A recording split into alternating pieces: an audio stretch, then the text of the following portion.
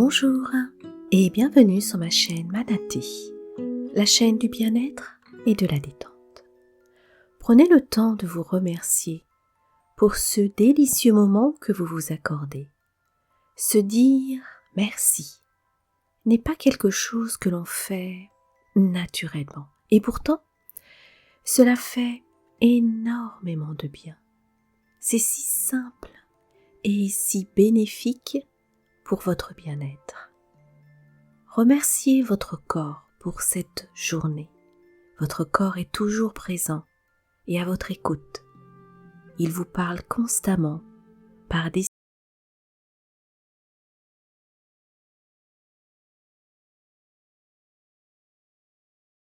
signes pour vous dire ce qui va et ce qui ne va pas.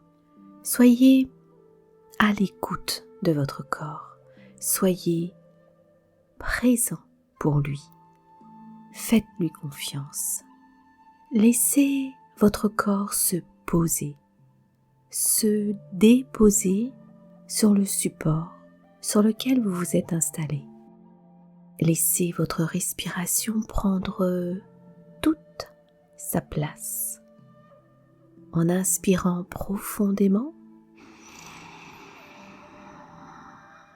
et en expirant longuement.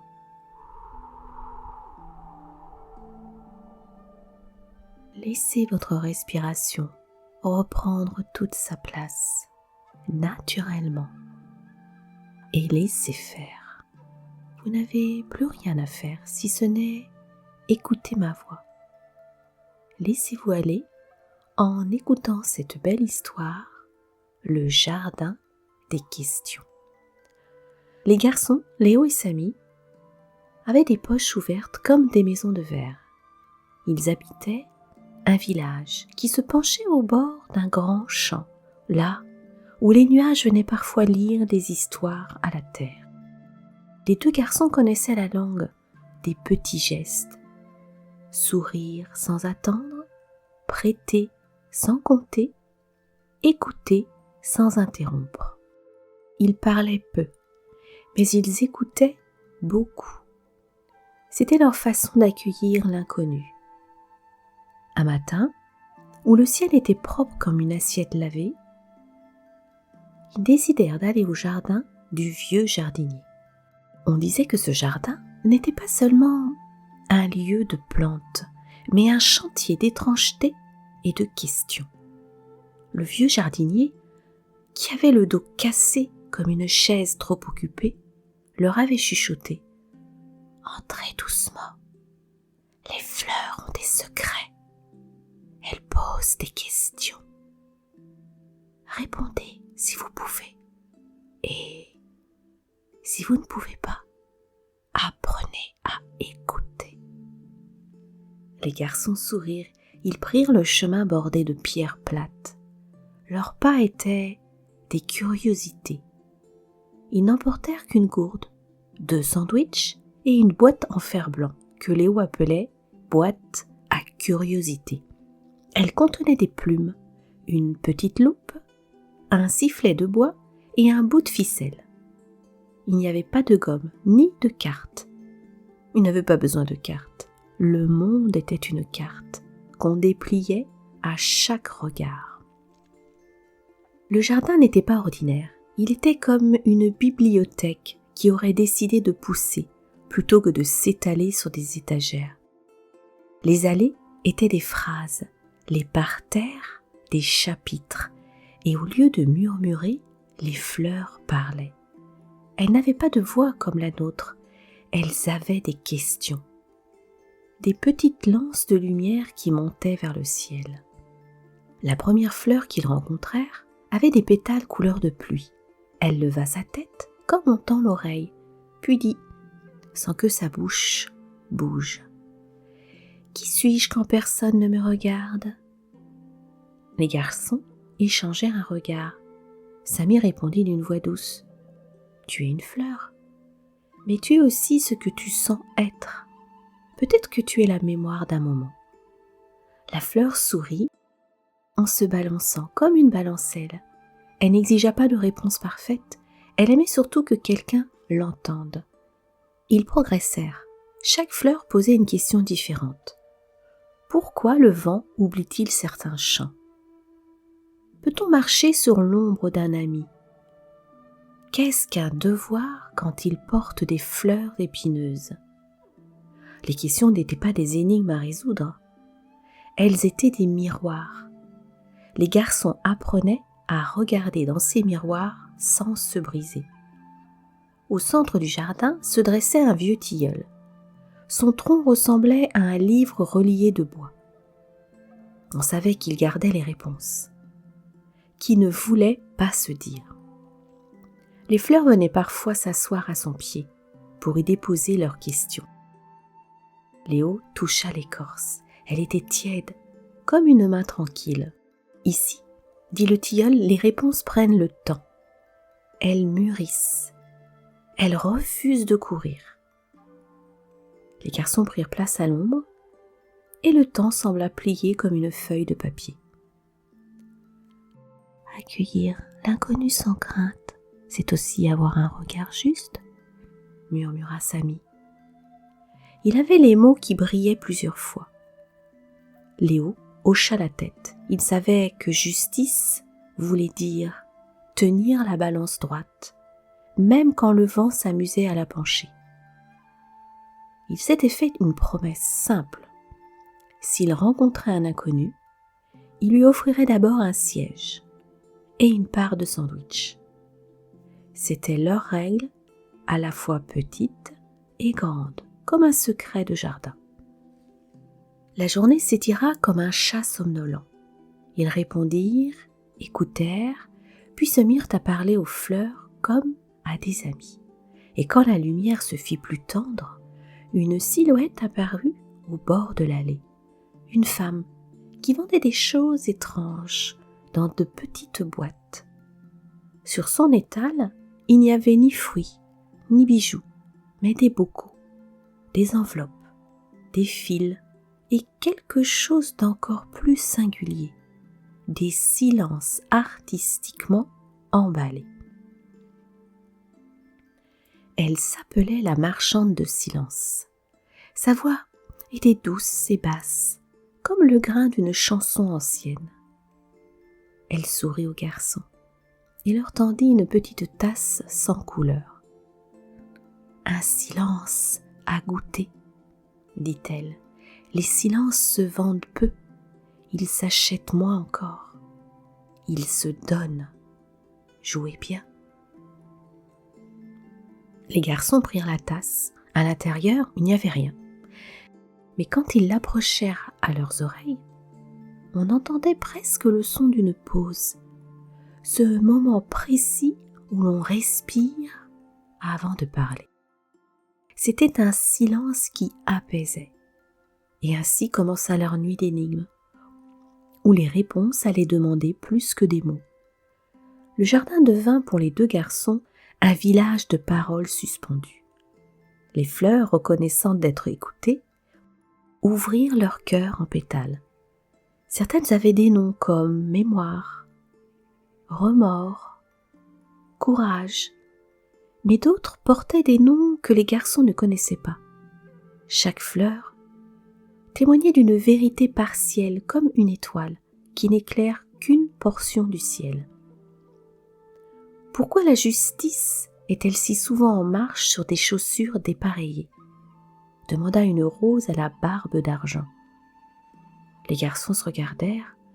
Léo proposa, peut-être parce que la justice essaie d'aller vite et qu'elle oublie parfois ses lacets. Ils rirent. La fleur rit aussi. Un bruissement léger et conclut, peut-être. Mais la justice porte aussi des chaussures qui s'usent au même endroit. Il y avait une fleur qui aimait poser des paradoxes. Elle était bleue, comme un lac qu'on regarde la nuit. Accueillir l'inconnu, est-ce toujours juste? Dit-elle. Samy fronça les sourcils, pensa à la promesse qu'il s'était faite. Léo pensa aux histoires où l'ami de la rivière devint un loup. Les garçons eurent un silence. Ils burent une gorgée du silence de la marchande et leurs pensées se calmèrent.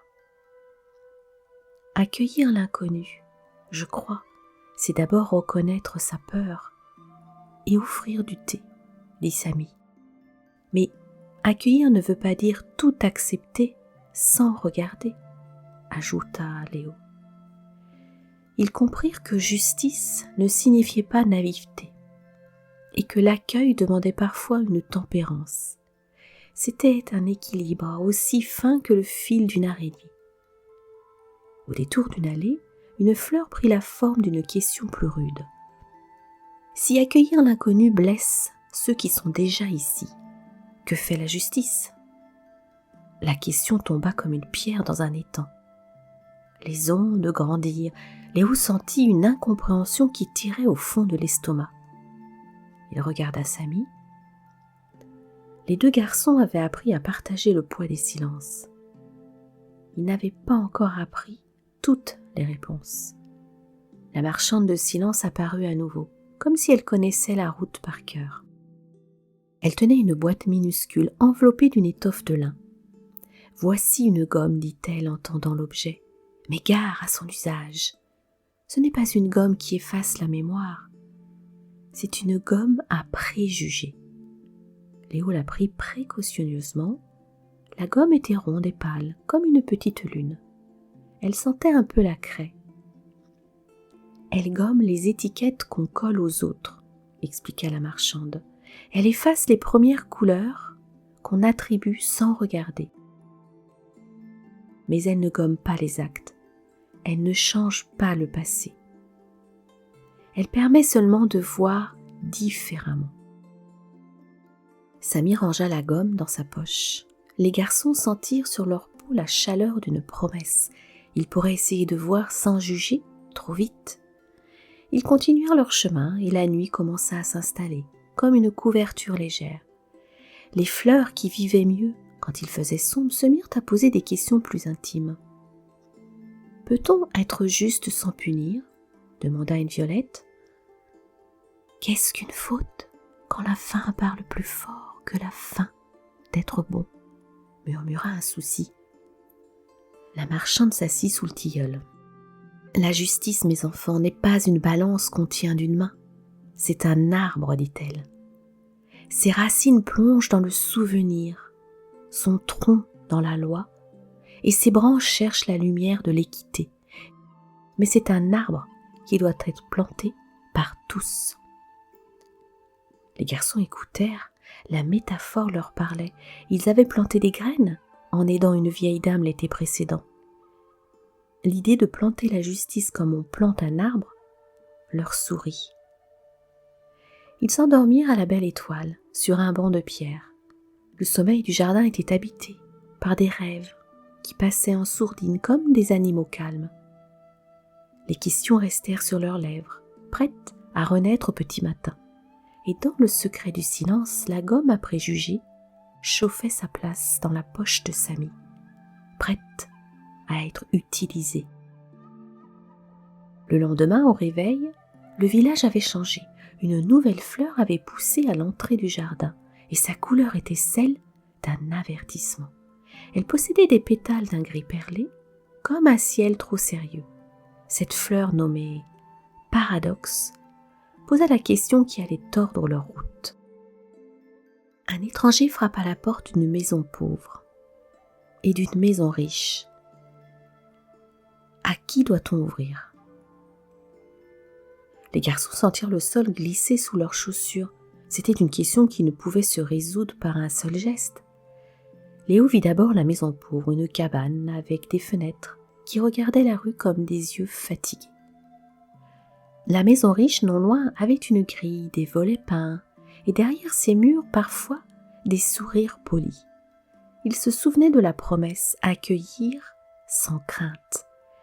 Mais il se souvenait aussi de la justice, tenir la balance droite. Ils discutèrent.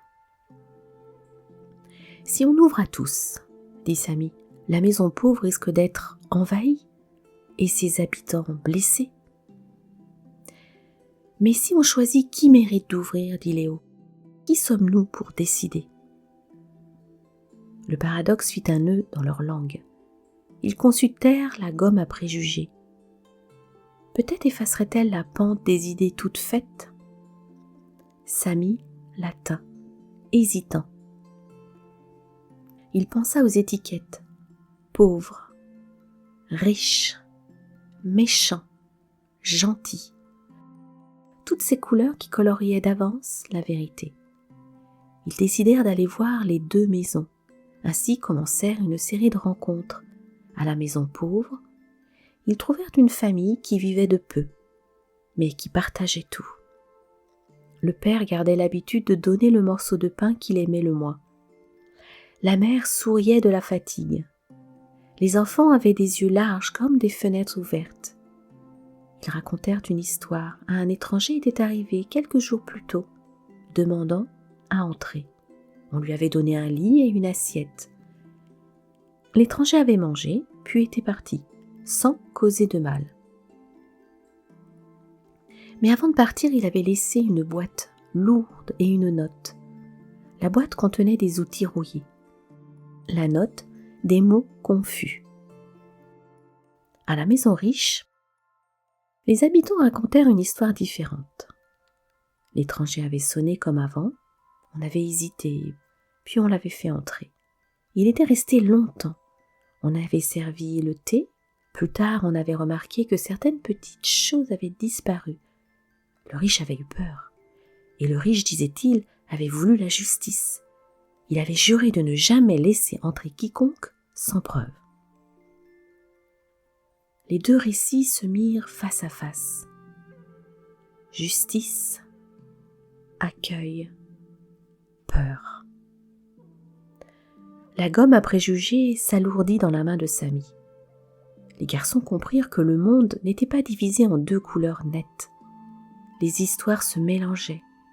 Les miettes du passé se trouvaient dans la maison riche comme dans la pauvre. Ils prirent un temps. Ils allèrent voir la marchande de silence. Elle préparait le thé, comme si le temps était une herbe qu'il fallait infuser. « Vous avez apporté la gomme ?» dit-elle. « Mais la gomme ne donnera pas la réponse, mes enfants. Elle vous aidera à voir. » Elle posa devant eux 3 bocaux transparents. Dans le premier, il y avait une poudre argentée. C'était la hâte. Le second contenait une poussière noire, la méfiance. Le troisième était rempli d'un sable doré, l'écoute. Pour comprendre, apprenez à doser, dit-elle. Si vous frottiez la gomme sur la hâte, vous effacerez la précipitation qui condamne. Si vous l'effleurez à la méfiance, vous effacerez l'obstacle qui empêche la rencontre. Mais si vous l'utilisez sur l'écoute, vous verrez la vérité sous ses couches. Les garçons écoutèrent. Ils sentirent leur cœur comme une balance qui hésitait. Ils essayèrent. Samy effleura la gomme sur la hâte. Un souffle de calme passa, comme une voile qui se détend. Léo effleura la gomme sur la méfiance. Un voile tomba de leurs yeux. Puis ils frottèrent la gomme sur l'écoute. La gomme ne disparut pas.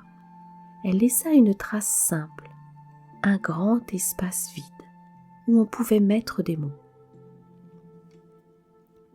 Les garçons avaient maintenant 3 manières de regarder, plus lentement, moins méfiants et plus prêts à entendre. Mais le paradoxe restait. On ne pouvait pas ouvrir toutes les portes en même temps sans risquer l'injustice. On ne pouvait pas non plus les fermer pour protéger quelques-uns. Il y avait un fil où il fallait marcher dessus sans tomber. Ils comprirent qu'une réponse unique serait mensonge. La vérité se présentait comme plusieurs chemins.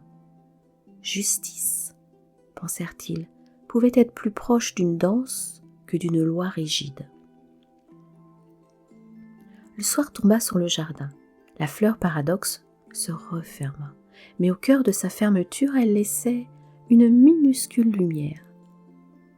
Les garçons avaient appris quelque chose de grave et de beau. La question semblait insoluble. parce qu'on a posé comme si la vérité devait être une seule pierre.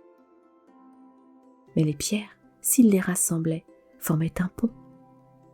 Les jours suivants, Léo et Samy allèrent à la rencontre de ceux qui avaient connu l'inconnu. Ils parlèrent avec un juge qui avait des mains usées par le travail de peser les mots. Il leur dit « La justice n'est pas aveugle.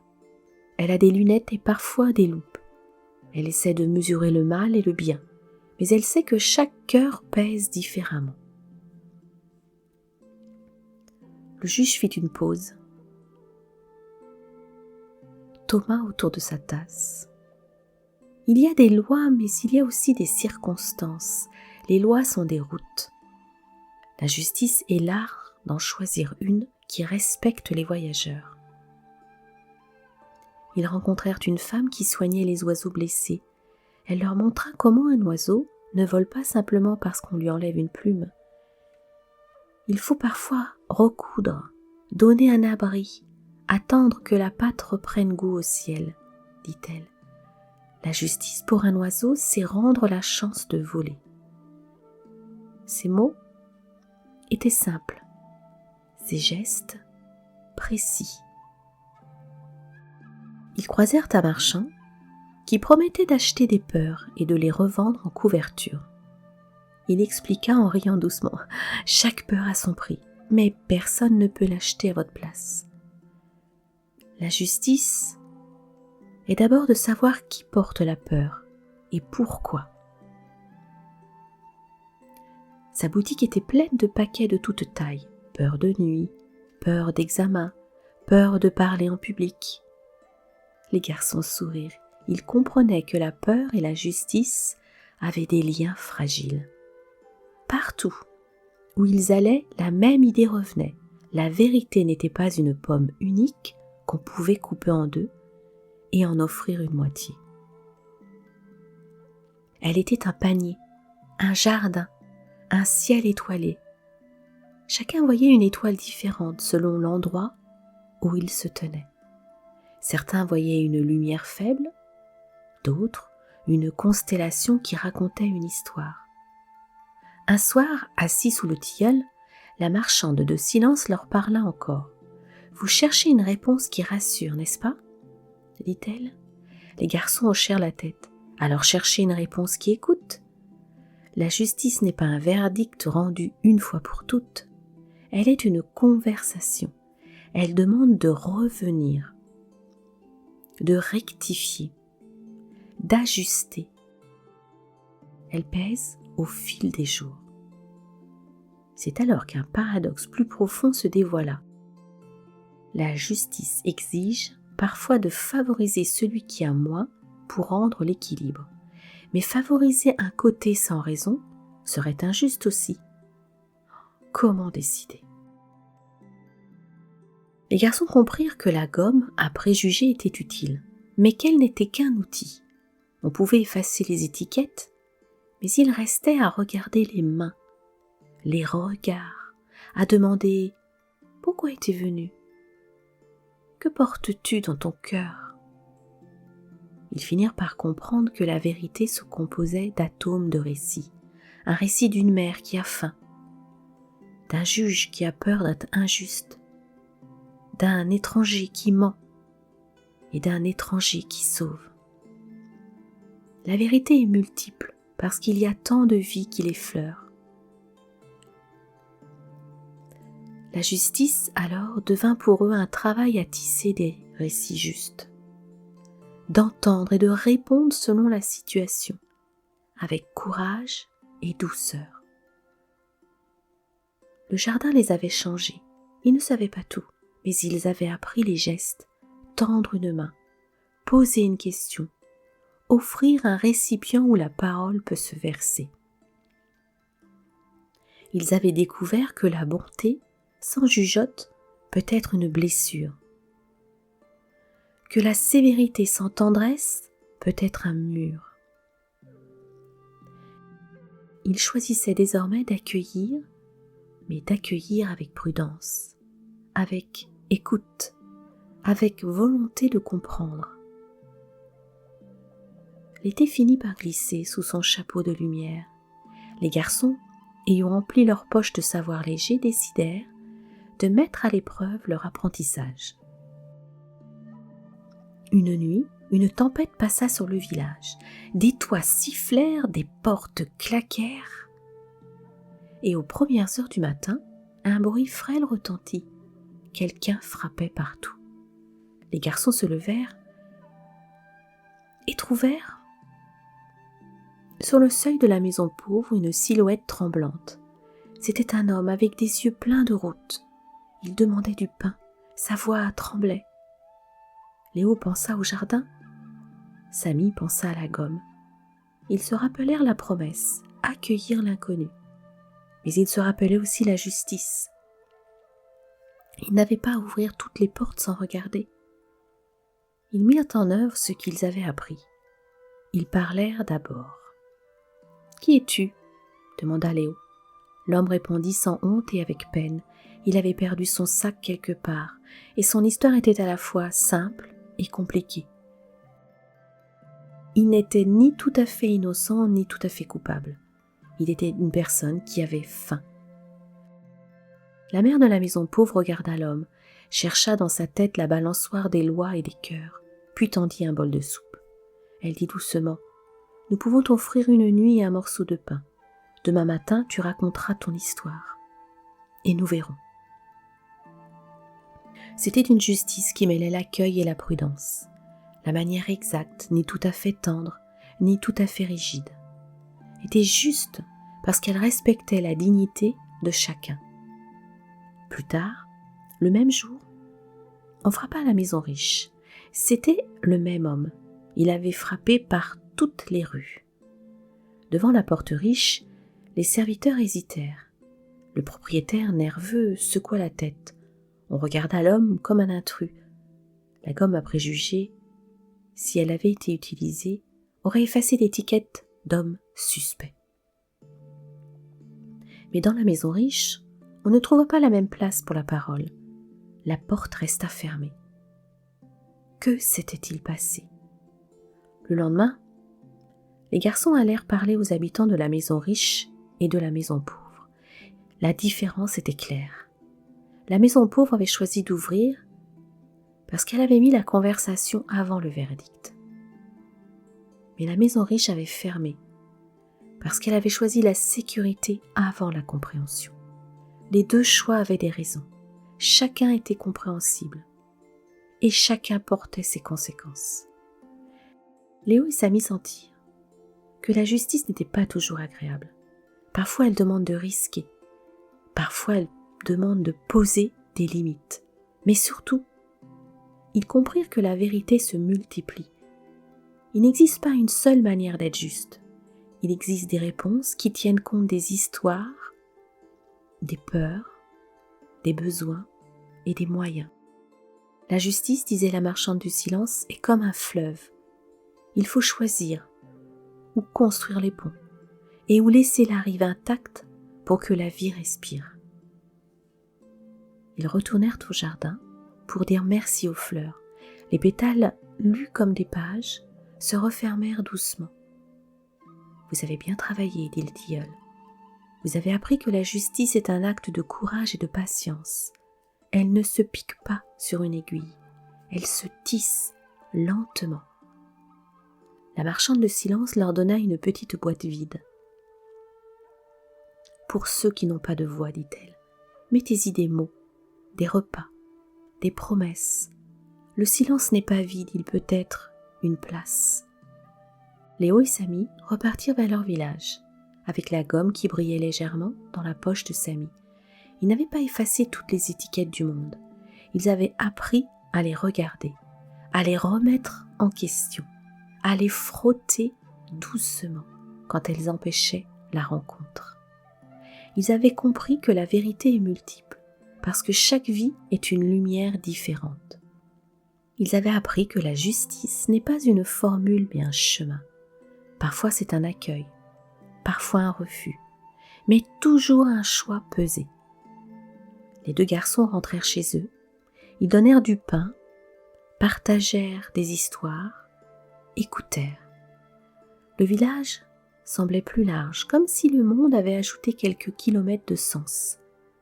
Les nuits suivantes, ils racontèrent leurs aventures aux autres enfants, assis en rond comme des pierres autour d'un feu, qui n'était que leurs paroles. La morale de leur conte était simple et douce. Accueillir l'inconnu sans crainte, ce n'est pas jeter la porte ouverte au hasard. C'est poser une table, allumer la lampe, écouter la voix qui vient. C'est être juste, ce qui demande de mesurer, de comprendre, d'ajuster et surtout, c'est accepter que la vérité a des visages divers. Il n'est pas un diamant poli d'un seul éclat, mais un jardin de pierres qui reflète la lumière à leur façon. Quand on leur demandait ce qu'ils avaient retenu, Léo disait « J'ai retenu que la justice est comme un arbre.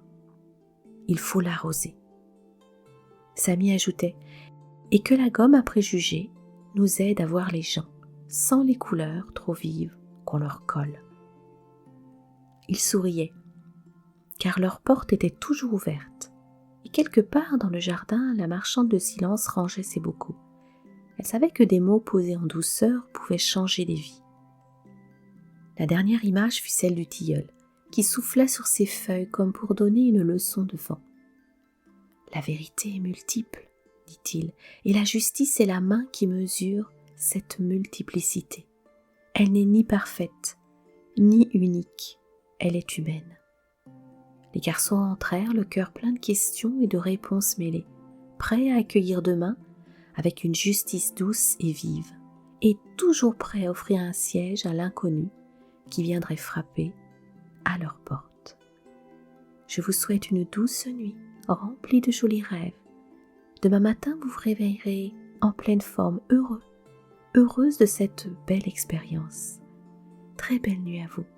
Surtout, n'oubliez pas de mettre un pouce bleu et de vous abonner afin de m'aider à poursuivre cette aventure avec vous.